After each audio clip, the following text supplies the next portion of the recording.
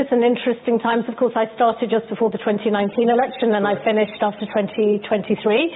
So I've seen some progress, a few setbacks, but overall what I would say, and this is one of my key sort of highlights from my time in Nigeria, Nigeria is the biggest, most important democracy in Africa, and for all its flaws and challenges, you are on that journey, and you should never take that for granted because you're in a region where democracy is backsliding, and indeed globally.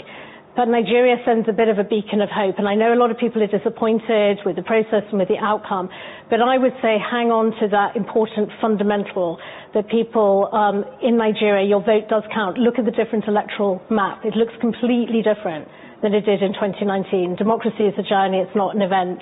We're watching closely, along with other members of the international community, and those who incite violence or indeed act violently could be subject to a visa ban to our country, or we have other instruments, including our human rights legislation. So I can confirm we're gathering information at the moment. We obviously don't speak about individuals, and we will consider whether we want to exercise those visa bans. So that is one of the tools. That's, if you like, a negative tool. But the whole point of that is deterrence, to ensure that people reflect before they act in that way. Because elections going well are so important for Nigeria.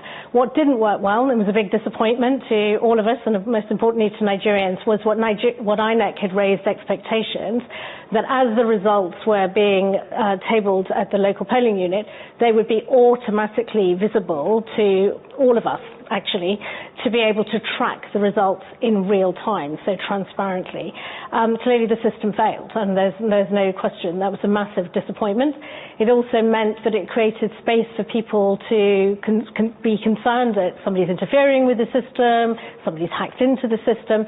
And I think one of the problems was that INEC didn't communicate quickly enough what the challenges were. And we spoke to the INEC chair about this, and he accepted that point, that they should have been able to communicate soon. But it was a failure, and I think it's been a big setback to INEC's credibility, frankly, and therefore people's confidence.